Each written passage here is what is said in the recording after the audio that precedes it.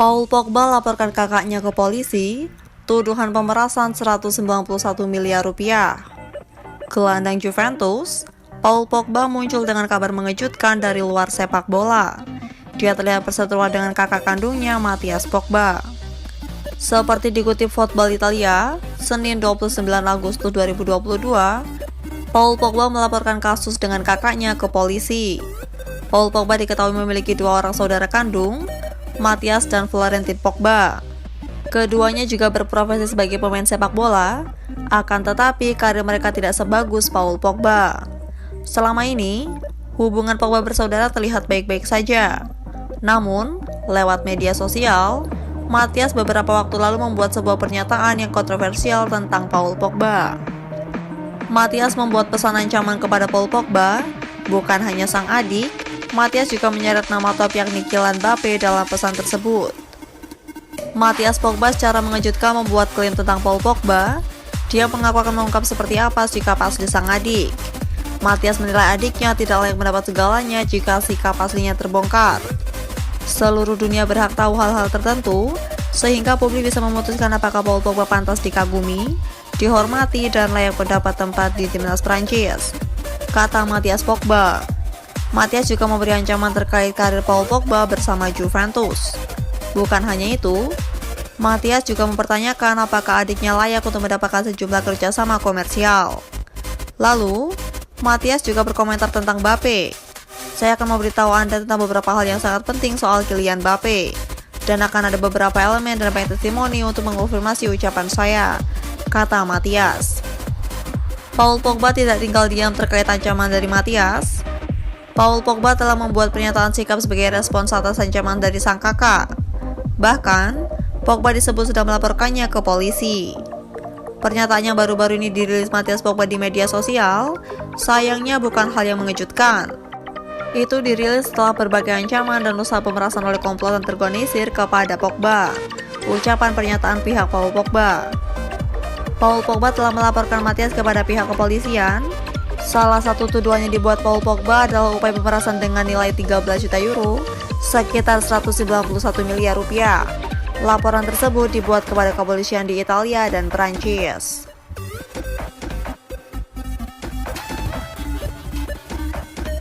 Juventus dan PSG dikabarkan akan sepakati kepindahan Leandro Paredes.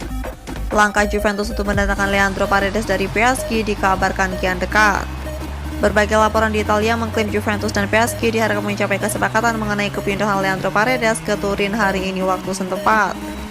Bianconeri sedang mencari lebih banyak bala bantuan gelandang setelah penandatanganan Paul Pogba dan Angel Di Maria. Keduanya bergabung dengan Bianconeri di musim panas dengan status bebas transfer. Sayangnya, baik Paul Pogba maupun Angel Di Maria, keduanya menderita cedera dan saat ini absen. Leandro Paredes sedang dalam pembicaraan dengan Juventus, seperti yang dikonfirmasi oleh pelatih PSG, Christophe Galtier, pekan lalu. Pelatih asal Prancis itu memasukkan Leandro Paredes ke dalam skuad untuk menghadapi AS Monaco tadi malam. Akan tetapi, mantan pemain AS Roma dan Empoli menghabiskan seluruh pertandingan di bangku cadangan. Media Italia, La Gazzetta dan Tuttosport mengklaim Juventus dan PSG diharapkan mencapai kesepakatan akhir atas transfer Paredes hari ini.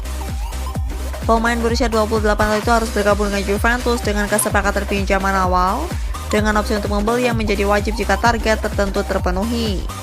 Menurut Tuttosport, Juventus dan PSG sedang mendiskusikan detail akhir, sehingga Leandro Paredes dapat tiba di Italia besok untuk menjalani tes medis dengan nyonya tua.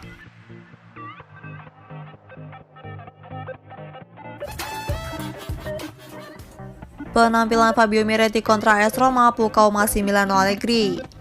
Pelatih Juventus, Massimiliano Allegri memberi pujian kepada Fabio Miretti yang tampil impresif ketika dipercaya bermain sebagai starter saat menghadapi AS Roma.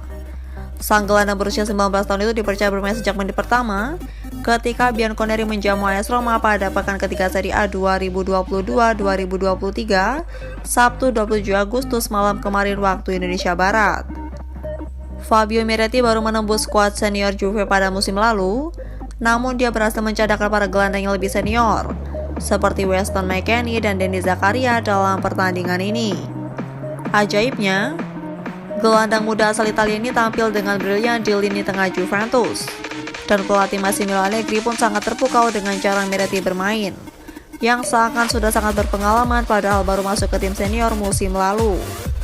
Miretti bermain seperti seorang veteran, dia sangat tenang, tahu bagaimana caranya melepaskan diri dari penjagaan dan setelah pertamanya selalu mengincar ke depan. Anda tidak akan menemukan banyak pemain yang sepertinya, kata Allegri kepada DAZN selesai pertandingan kontra Roma. Miretti selalu bermain untuk Juve sejak Serie A dimulai pada musim ini. Namun pada 2 pertandingan terdahulu kontra Sassuolo dan Sampdoria, dia selalu diturunkan sebagai pengganti dari bangku cadangan. Pada musim lalu, Miretti mendapat kesempatan tampil 6 kali di Serie A, dengan keempat diantaranya dilakukan sebagai starter di penghujung musim. Selain itu, dia juga sempat tampil sekali di Liga Champions pada musim lalu meskipun hanya semenit.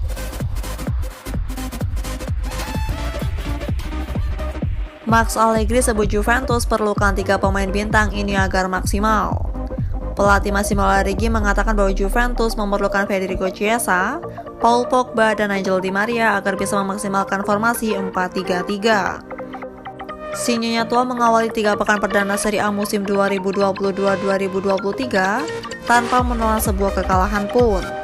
Namun 2 diantaranya adalah hasil imbang. Terbaru, Juventus melepaskan keunggulan kontra AS Roma setelah disamakan menjadi 1-1. Padahal, mereka tampil sangat mendominasi pada babak pertama dan pertandingannya digelar Sabtu 27 Agustus kemarin malam waktu Indonesia Barat.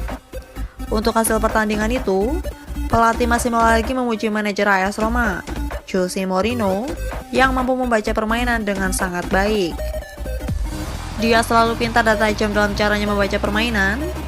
Jika Anda tidak memastikan hasil pertandingan lebih cepat, maka Anda selalu meninggalkan kemungkinan untuk skor disamakan, kata Allegri kepada DAZN selesai pertandingan kontra Giallorossi.